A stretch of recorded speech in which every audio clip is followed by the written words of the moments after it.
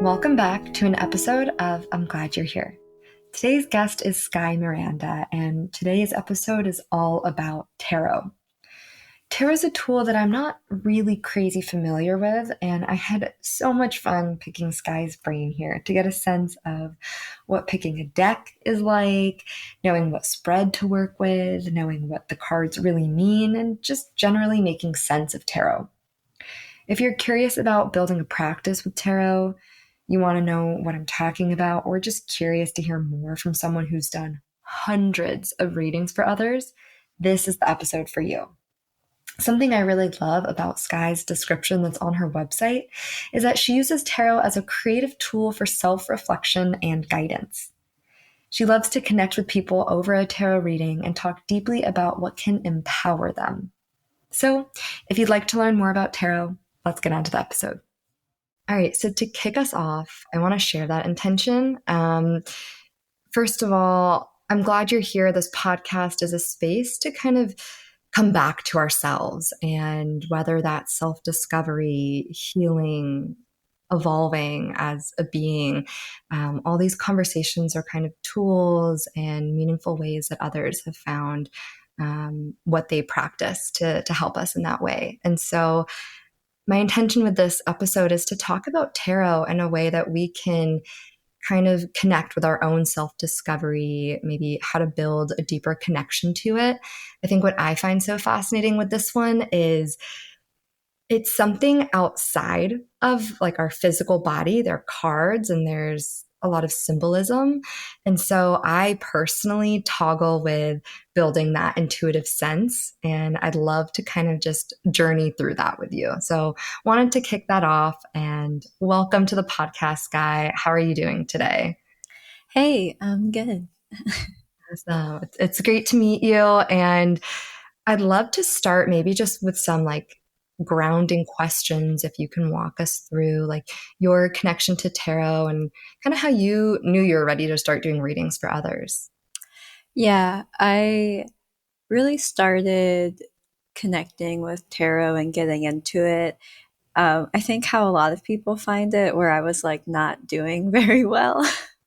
like, yeah, just like suddenly was having a hard time like sleeping at night, and I wasn't eating enough. I was just like living off of coffee and alcohol basically and making bad choices. And then I was like kind of getting into the like tarot and like witchy stuff. So I made a little altar and Love that. like and was like reading about it. And I read something about like life being sacred, and it made me be like, oh, I guess that includes me. I guess that it means I should like take care of myself. And so kind of like sitting at my little altar every night and lighting a candle and pulling some cards like helped me start taking care of myself more basically. I love that. And so how did that evolve from a personal practice to like, oh, I can do this for others? Were people asking, or you're just like, this is a calling? How did that happen? Yeah, I was doing it for friends. And one time, actually, my brother had a Halloween party in like his college apartment, and I was there, even though I was not in college anymore because I happened to be visiting.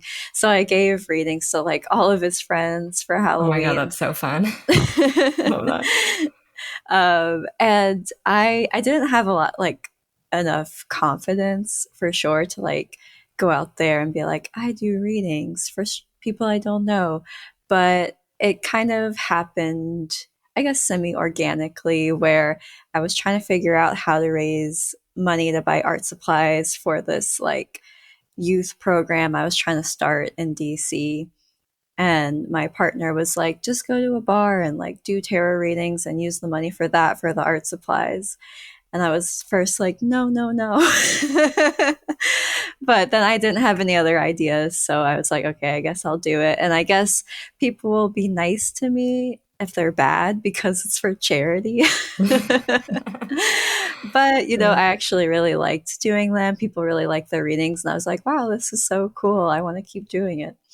I love that. And so I'm curious, when you first started doing readings for other people, were you nervous about the messages being delivered, or were you just like take it or leave it? Like, how did those conversations go? Yeah, I mean, I think even now, still, sometimes I'll like people will walk away from the table with me, and I'm like, did I like interpret that right? So like I'll pull a card to kind of be like, was that on point? And luckily, they seem to always be like, yeah, you're good. And I'm like, okay, good.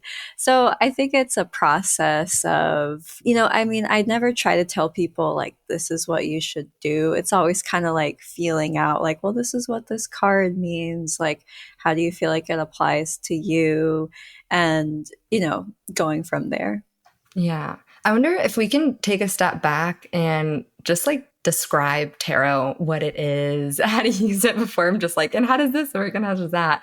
But generally, how do you describe tarot to other people? Yeah, I mean, the basics is that it's 78 cards.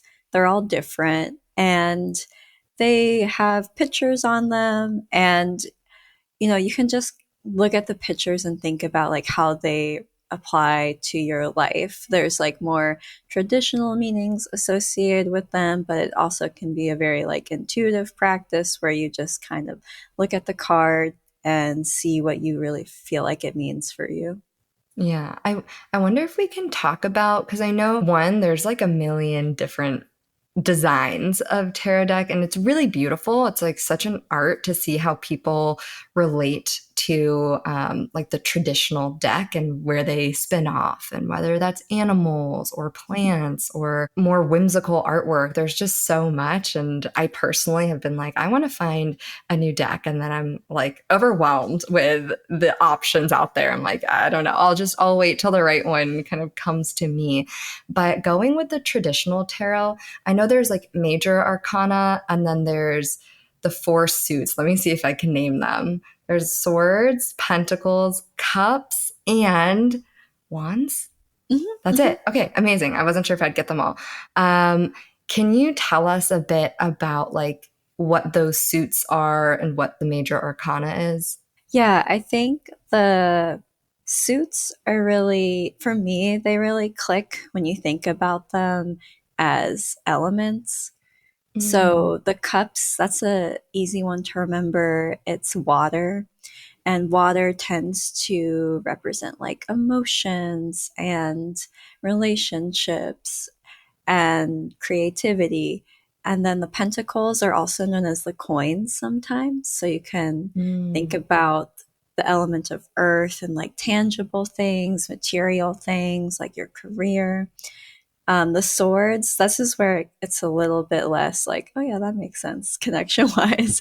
But the swords are the element of air. So they are very much about like thoughts and communication and ideas, which is why a lot of the swords look the scariest to people. I think, like That's a really good communication. point. Mine is like people, like animals getting stabbed by swords. Those are all of those. Yeah. Yeah, so they get kind of a negative connotation, but I'm an air sign. I'm a Libra, so I like to think of them as like not necessarily bad. But yeah, Amazing. and then you have the wands, which are the element of fire. I always imagine like fire shooting out of a magic wand, and that's Oh, how that's I helpful. remembered it. I love that. And so fire is like passion, it's action oriented. So that's like a good place to start. Okay. And then the Major Arcana is like, how would you describe it? Is that more like a general theme? We have like the Fool, like the Tower, Death, like these kind of big statements, I guess. Yeah, yeah, the major arcana is definitely thought of as having like bigger energies or being about these like overarching life themes, where like the minors are sometimes thought as more like your current situation kind of thing. A really fun way, I guess, to think about the major arcana is that it's this fool's journey. Hmm. So the fool card is kind of number one, even though it is number zero. So you're kind of always a fool, is kind of the message there. The fool goes anywhere. I love that. And then the last card is the world card. And so the world card is this card about like ending a cycle, taking all your wisdom that you've accumulated along the way and being ready for expansion.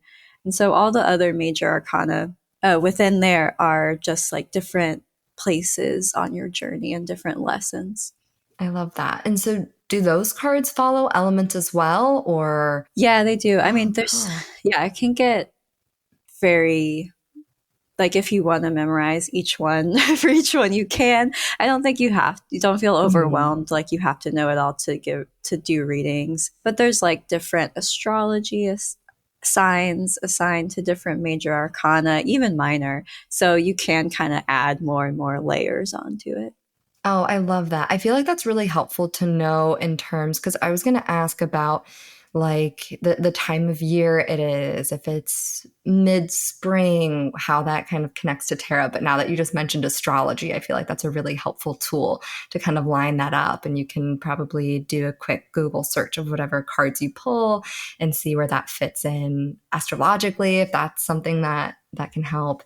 But I love those two, astrology and elements, as kind of a more in-depth definition of tarot. Like I love that it's this fool's journey and it's there to kind of support and maybe point things out to you, and then you can get that like more in depth. You can go very deep with tarot. And that's why for me, so I'm a Scorpio and a Cancer moon. So I have a lot of water in my chart and a lot of depth curiosity. And so I'm just excited now later to go and look at all the astrology and elements and play with that. Something else that comes to mind, can you talk about different spreads? And what I mean by spreads for those listening is like you can pull 3 cards, you can pull past, present, future. There's tons of different designs. I'm kind of curious, one, maybe what you do for others, or kind of how to choose what feels right. Yeah, the most common one is definitely the 3 card past, present, future. And then I've designed a spread that I use a lot for other people where it's present, guidance card, future. And I just like having like guidance cards like put in there to kind of ground the whole thing where it's like not just, oh, this is where you are and this is where you're going. It's also like, what can help on this journey? I design a lot of spreads for like the new moon, the full moon, or like the Oh, spring cool. equinox. So, you can Google like whatever. If you want to spread for like anxiety, it's out there. If you want to spread for like relationships, or I'm trying to think of a very niche thing, it's probably exists. Oh, cool. That's not even something that I've considered. I'm like, oh, I just need to do the 3, or in my book, it has the 5 and this cross and these different ones. But I like that too. And I think, how can that help a reading? Like, would it be more for the question that you're going for, or feeling it out with the person? How do you kind of determine that? Yeah, I think the spread just helps give the context of each card. So it definitely makes the reading, I think, easier in a lot of ways because you're not just pulling a card and being like, okay, what's it mean? What's it referring to? It's kind of like you're pulling a card that's like, okay, this is what I should keep in mind during this full moon. Or this is, I'm trying to think of another example, but like, this is what I need to be letting go of right now, that kind of Mm. thing. And so it helps kind of ground the reading and give it direction. Yeah, I like that. Something I keep thinking through in my head is, this is going back to that intention of like building that intuitive trust muscle, right? Like if you're just going to your deck and you're like, I'm having friendship problems and I'm angry. Show me why. And you like pull ferociously. Maybe it's the 3 cards and you're like, I don't know how that fits into past, present, future. And maybe because that particular spread just doesn't make sense for what you're looking for wisdom or insight on.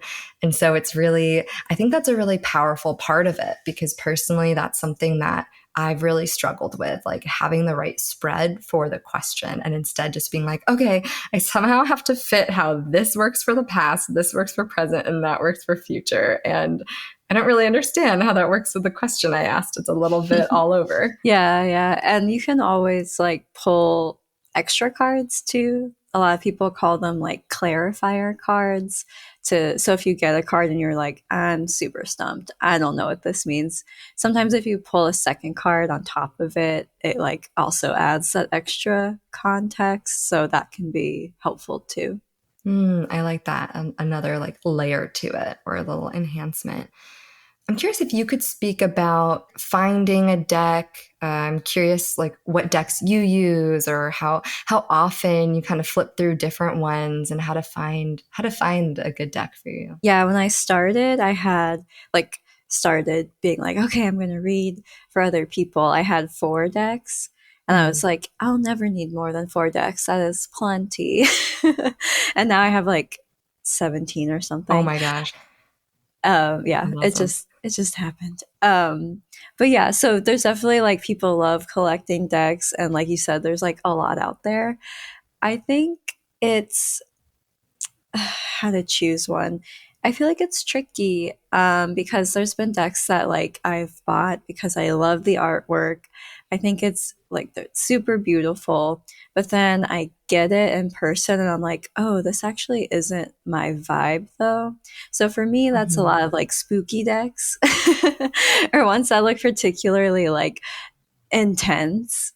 Like I still like artwork like that, which is why I was drawn to it. But then I'm like, oh, that's not really like my style of reading though. I'm not very like intense. I'm kind of more Mm. like light and like let's keep this like fun and like insightful and keep you empowered. So that was kind of something that I learned. So I think thinking about that of like what do I want to get out of the reading and like does the artwork like match that vibe? I love that. It's kind of like what's my style in terms of how I receive or give information? Like, how do I maybe verbally talk to a friend? And what is that? Is it playful? Is it serious? Is it like really intense? Is it kind of witchy? Are you doing like lighting a candle and incense with a friend? That's really interesting because now that I think about it for myself, I had a similar experience with the tarot deck that I originally purchased, and only recently am coming to terms with the fact that I just don't think it's the right match. And I've tried so hard because it's such a weird feeling. Like in the store, I'm like, this looks really pretty. This looks light. It was kind of watercolory. And I'm like, okay, I feel like this is an easy way to get into tarot. And I've had it for over a year, and I just haven't really resonated with both the artwork and just the design itself. And in hearing you explain your relationship with decks, I'm also remembering like recently I've been researching a lot of, how do I say it, more like textured artwork. Mm. There's like Radiant Wilds, I think, is one of them, even like Rebecca Campbell's, just like really kind of weird things that get merged. But I think there's some element to it where the images are quote unquote real. Like it's a photograph and they're just like layered, but the coloring is different and vibrant. Yeah. Yeah, like a collage kind Yeah, of vibe. exactly. It's a collage, and I think part of what I feel is like, oh, I can connect to that person's expression that they're sharing, and so that feels like a safe and comforting route. Now I'm really excited to go out and buy this deck. I'm like, oh, this is going to be great. But I think that's a huge piece in it because a lot of people that I've spoken to about tarot that are not in that space are like, what are cards going to tell you? Like, I don't get it. And so I think we can naturally do ourselves such a disservice if we're just like, yeah, that one looks pretty and I'm just going to pull a card and it's whatever. But doing that extra work of like, what actually speaks to you? And if it doesn't, that's okay. If you thought it would and then you're trying, because you'll know when it clicks and you know when you get that message and you can kind of interpret the card more, maybe even from the artwork. I think that's something to like, you mentioned this with the swords, and I thought it was so funny because all of the sword cards in my deck are like brutal to look at. And I'm like, I don't know what this means. This animal's getting stabbed to death. I don't want to look at it. Versus maybe another way, let's say, of representing the Three of Swords in a different deck might resonate. That image might be like, oh, I can see what that person's sharing in that image. Yeah, I've given away a couple of decks because I'm just like, actually, this doesn't really vibe. like the cat Yeah. tarot. I mean, I like cats. People always assume I have a cat. But like the for some reason that deck I was just like, yeah, this doesn't really work for me. So I like swapped decks with a friend. Oh, I love that. And you like that deck that you swapped for? Yeah, I honestly didn't think I would like it. Don't tell them. But when they were swapping with me, I was like, I don't know if this is actually going to resonate either. But it's a Muka deck. But now I actually really love it. So that's another thing too. Sometimes it's surprising which ones you like. Mm. I think that's a really cool point too, because we change constantly, right? So maybe you have a tarot deck sitting around that didn't work for you a few months ago, and all of a sudden you're like, wait, no, that's totally my vibe right now. I want that card. Yeah, you can go through like seasons with it for sure. Yeah. There's so much information again. So I'm trying to distill and find truth here. I'm curious in your opinion and in your work, are there like cleansing rituals that you have with tarot decks? And I've also heard, you shouldn't let other people touch your deck and get their energy on it. So I'm curious to learn more about that. Yeah, I never want to tell people that like their cleansing things are wrong. I'm just like personally not that big on it. I actually did like a thing one time where I was like, I'm gonna cleanse it every time and feel like and see if it makes a difference. And I was like, nah, I don't think it's worth I don't think it really matters. Hmm. But I think it does matter in how you feel about it. So, like, if Right. I'm doing a lot of readings that day and I just kind of want a reset, it's almost just for like mentally, like, I want to feel like, okay, let me reset and like clear for myself. I'll just like tap on the deck 3 times. And so it's kind of, I think it's more about like your energy versus like the deck's energy. That's just Oh, kind of how I see it. I like that. And even that, like tapping on the deck 3 times is something I'm sure like you just came up with to decide like that means I'm cleansing it, or is that I don't think I someone came up with it. I won't take credit, okay. but I think a lot of people do that. But I don't Okay. remember Because where I've I heard saw like it. putting a crystal or like selenite and leaving it in the sun and like all of these things to just like cleanse and charge them. Yeah. I mean, And it can be cool to do that. Like maybe other people are more like sensitive to that kind of energy and it works for them. I'm always just like a tap on it 3 times. We're ready to go. yeah, like here we go. 1, 2, 3. It's fresh. Yeah. And I in love terms that. of like other people touching decks, I personally again don't care, but I also it's it depends on like what you're trying to do with it. Like if you're doing like I do a lot of events in bars and so sometimes there are drunk That's so fun. people Oh yeah. That's not so and fun. they just like are very enthusiastic and they'll just like grab it. So I Oh, think for my yeah. own peace of mind it's just like it doesn't matter. I see. I see. Right. Depending on your context. Like if you're constantly using your deck at home and then maybe a friend comes over and like reaches for it and that just feels like, whoa, that wasn't meant for you. Versus like Yeah, I'm yeah. sharing these cards in a public space where people kind of just grab at it and I can like mentally clean it later, but it's part of it. Yeah, and a lot of people don't know that a lot of people don't like it when you touch their deck. So if you are doing something more public, you should give that disclaimer up front so people know. Because I think, yeah, most of the people who grab it, I mean, it's kind of that they're drunk, but I think it's also that they would have no reason to think it's a problem. Right, right. Yeah, it's this innocent like, oh, it's there. I'll grab it. I'm curious if you can speak about the types of questions that are useful to ask in tarot. And I don't want to be like that teacher that's like, no bad questions, da da da. But I'm curious about like direction when you're asking in a tarot reading. I think it's good to start broad and then get specific as you need it to. Because sometimes it can be cool to be really broad and be like, oh, cool, this like answered it already. And then if you feel like it didn't totally answer it, or if you have like a burning question that's like very specific, like, should I do this? Yes or no kind of thing, then I think you can pull another one that's like very narrow.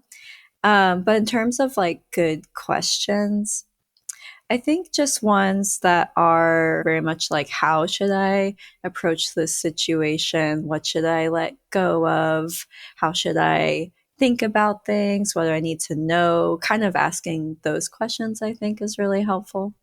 Yeah. In those questions, I'm hearing there's almost like a surrender to the question, right? It's not like, how am I going to meet my partner tomorrow?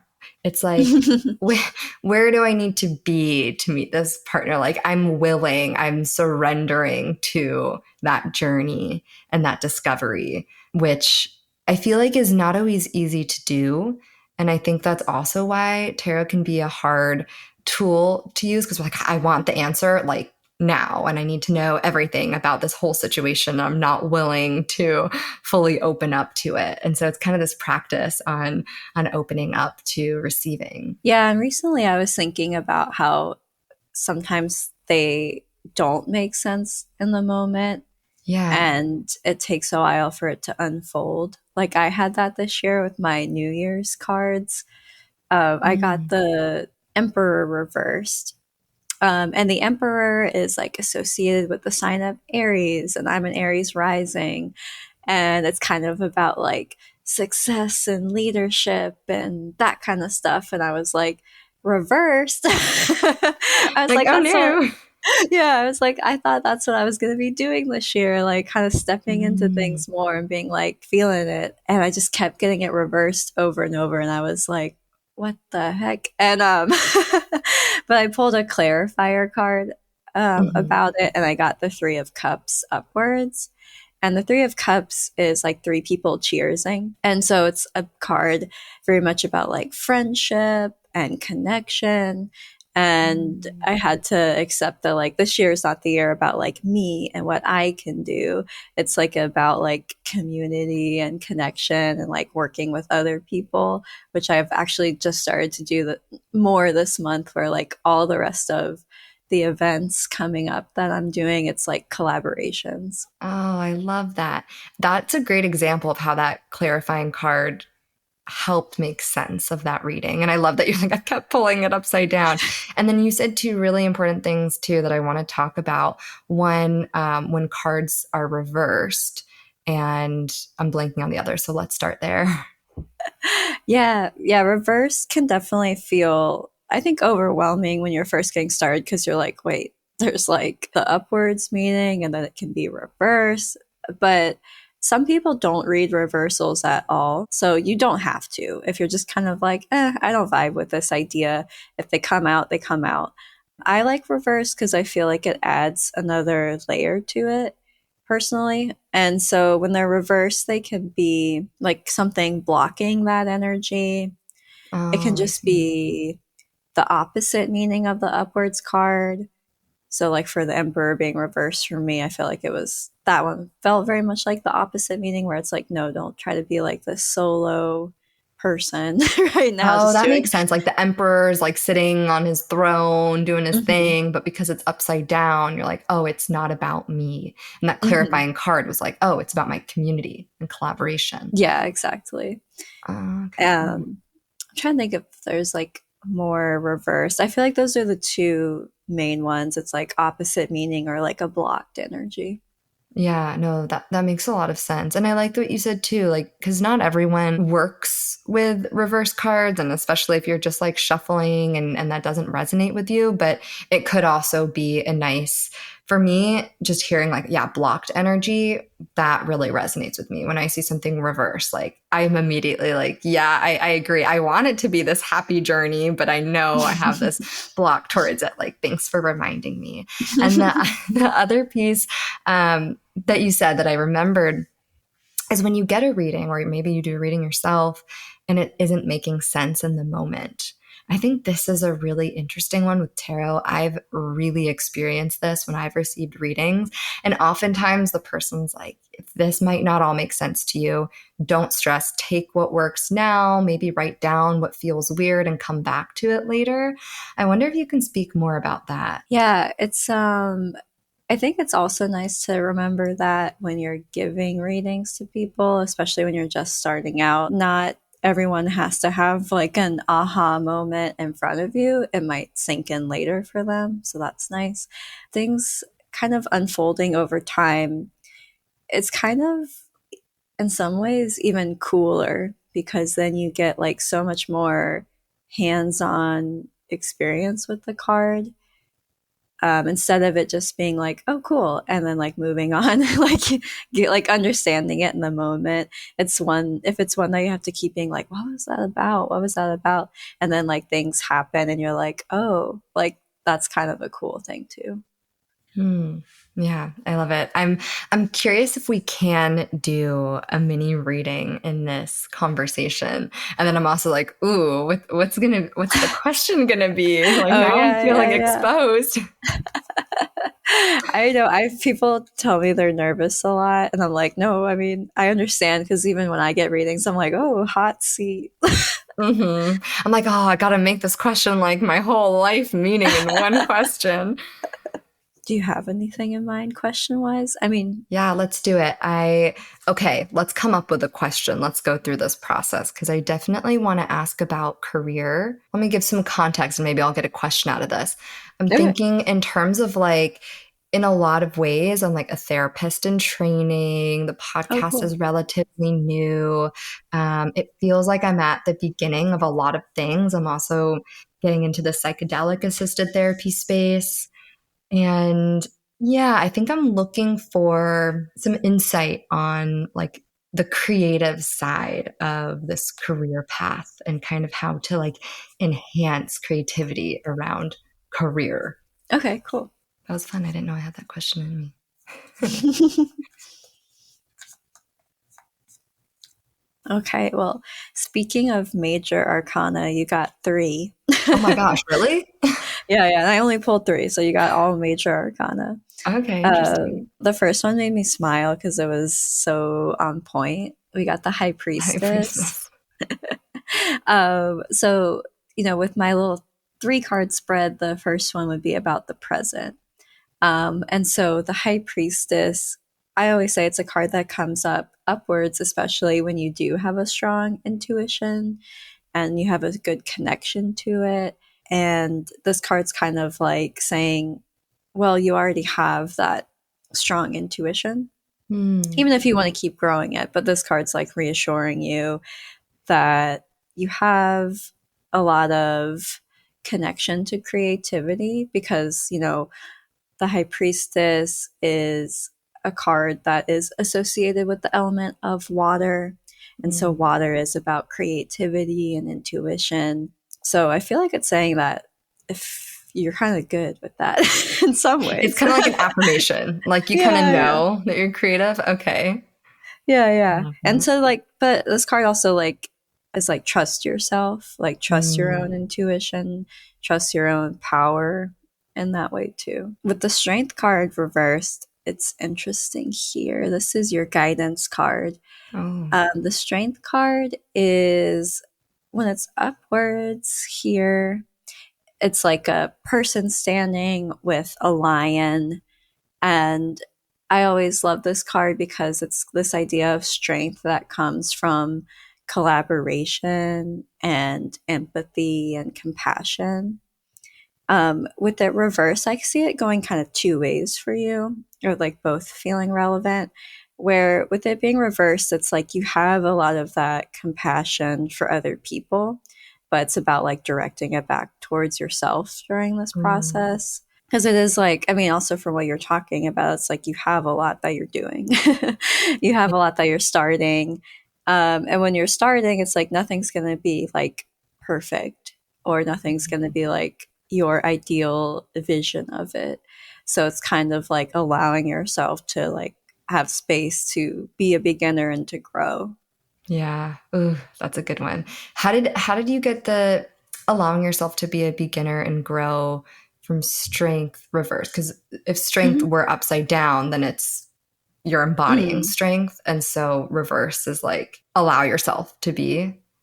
Yeah, I got Oh. it because, like, if it was upwards, I would just say, like, oh, like, you have a lot of compassion for others like lean into your strengths kind of thing. And with the Mm-hmm. reverse, to me, it was just making me think that you have it for others, but it's like missing for yourself. Oh, I see. That's that opposite. Okay. Mhm. Yeah, I love that. And the last card here is the Hierophant reversed. And so this one is about what's next for you.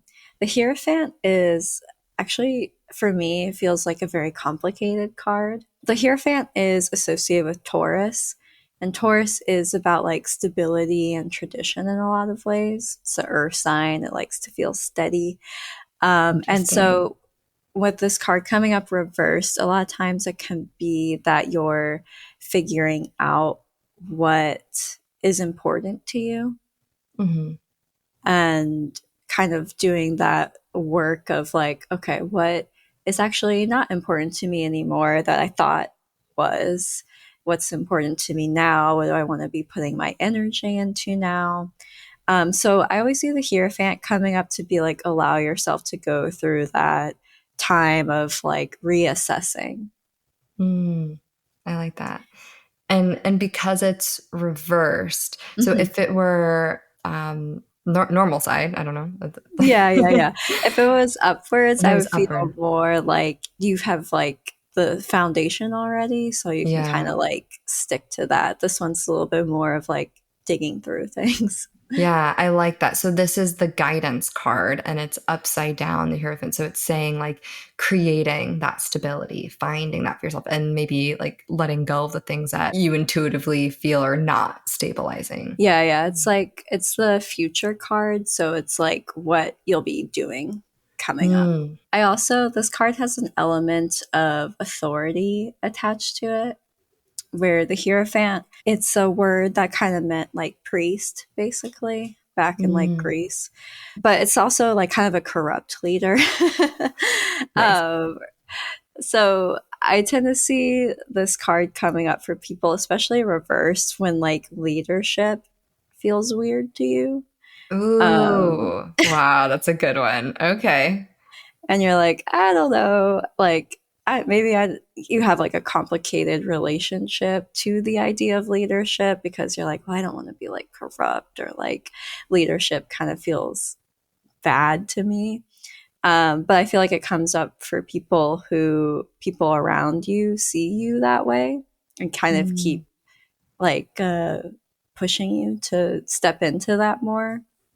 So I always also see this card as like, I call it the reluctant leader. Um, I love that. and so I feel like this card's also too about figuring out what leadership looks like to you, and kind of that similar way about like values and what's important to you. It's like, what are your values around leadership, and like how can you do that in a way that feels in alignment with like who you are and what's important to you versus like maybe this stale or outdated idea of what leadership is. Yeah. Wow, that super resonates with me. And I'm thinking back on my question, how I'm like, oh, I want to be creative in my career path. And it's like this upside down, corrupt leader that's like, well, maybe recognizing yourself as a leader. And even in my explanation after the question, I'm like, wow, I'm just starting a lot of these things. Like I'm immediately discounting. And I'm like, well, other people can be leaders. Like maybe I Mm. want to, but I can go dwell in my Cancer moon and Scorpio and overthink and be on my own. So I love that. Thank you. Yeah, yeah. That Awesome. was cool that it was all major arcana too. I don't know why. That just feels like, to me, it just feels like a powerful message when it's Mm. major arcana. Yeah, for sure. It's because it's like those overarching life themes. So it's kind of like things that have these like big significance to kind of your trajectory as like a person in a sense. Yeah. Oh, I love that. And readings when people really struggle with like what you share, I guess what do you offer them? Or do you just say like if it doesn't make sense, don't worry about it or come back to it? Like what kind of guidance do you give? I feel like sometimes people don't tell me. So I'm like, Oh, interesting. Maybe also it feels like a lot like I'm also just so grateful that this is recorded and I can return to it and re-listen. Because in the moment, I'm Mhm. like, yes, incredible. And it might also be because I'm like in that energy to hear it.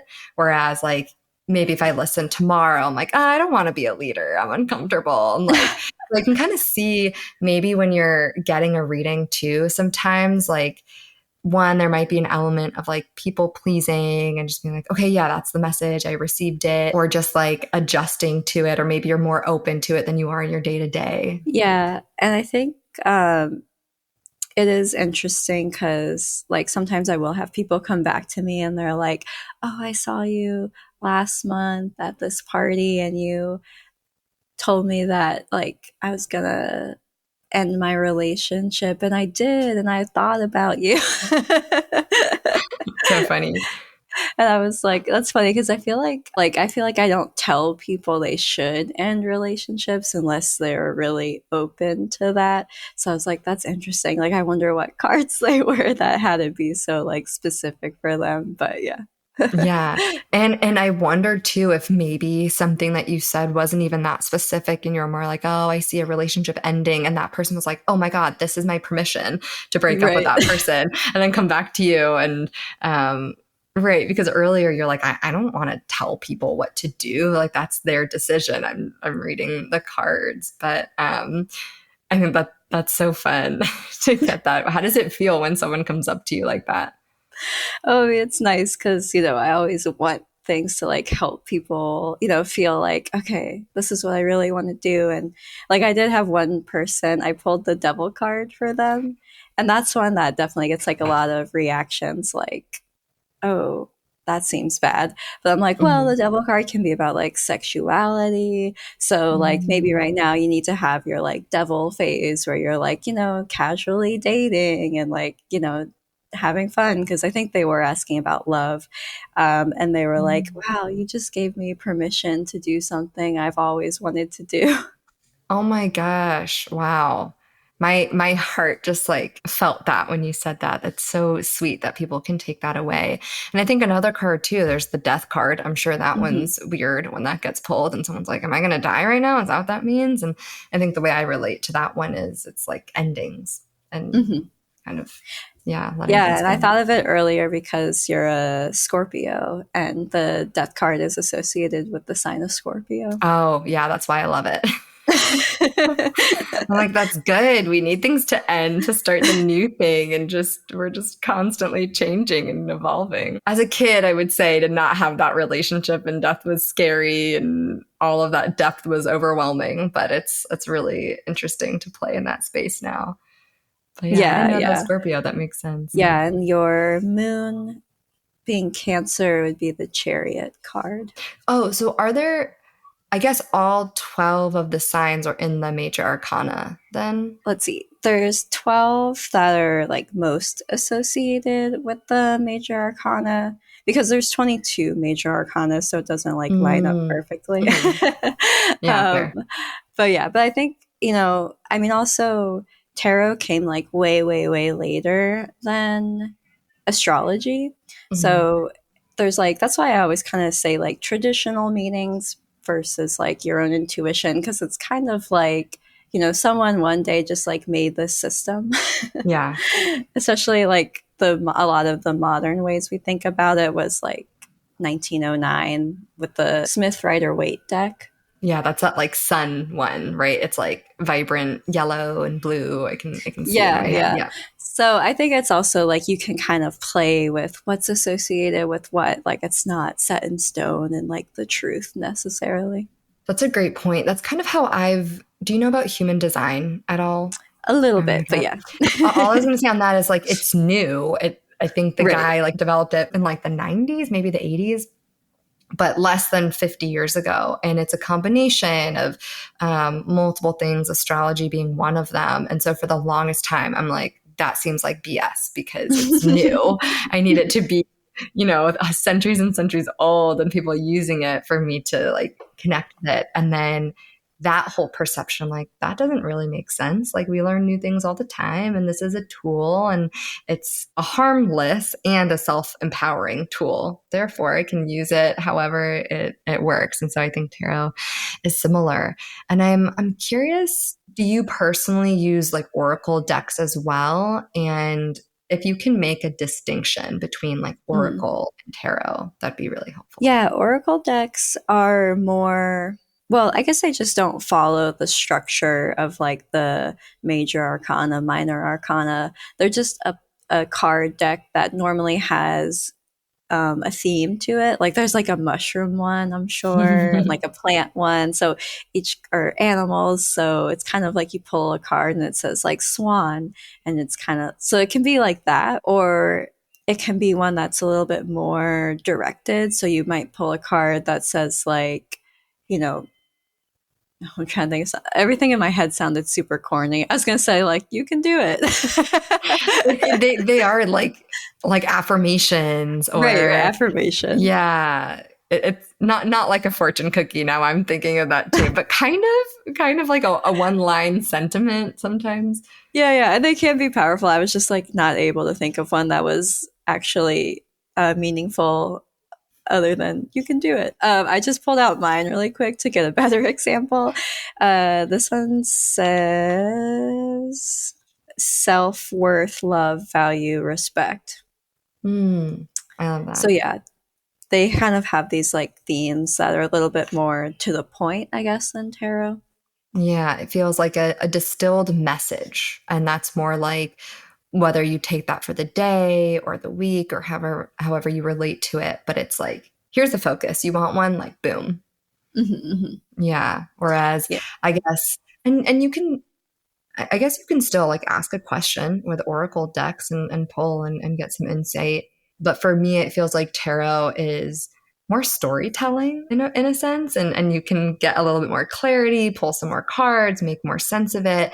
Whereas oracle is like, let me give you a message. Like there's a lot of Mm-hmm. noise. Like, let me give you a meditative message that you can sit with. Yeah, and you could definitely combine them. I think a lot of people do that where maybe at the end they also pull like an oracle card to kind of sum things up.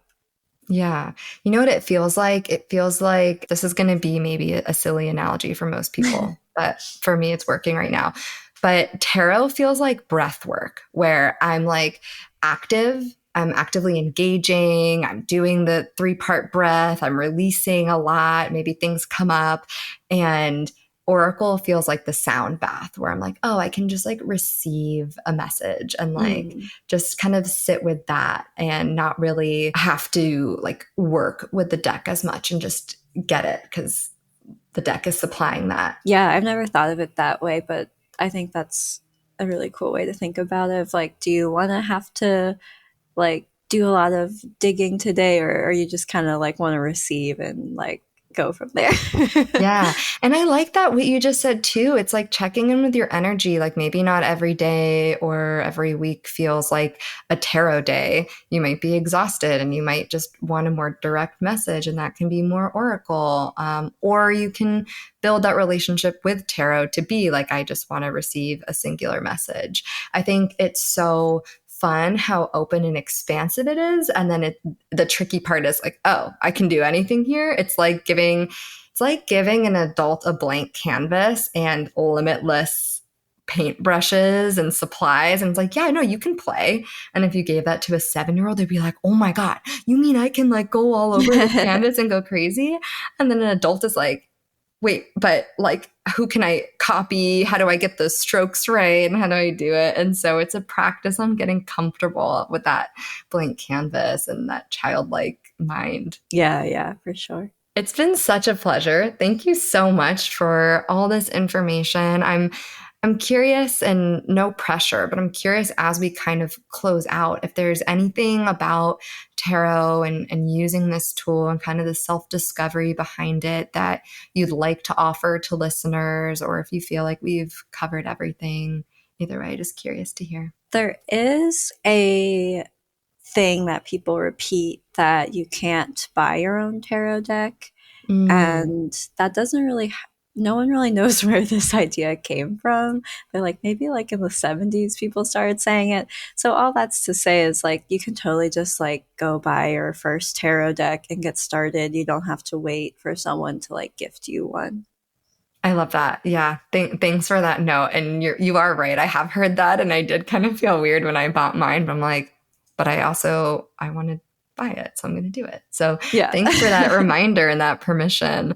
And I guess, do you have any advice going back to, we were talking about different decks and designs, and I want to just reemphasize that message. I don't know if there's more to add to it, but on finding a deck that speaks to you, I really like the way that you clarified it. And speaking to you can mean when you look at that image, does it make sense to you?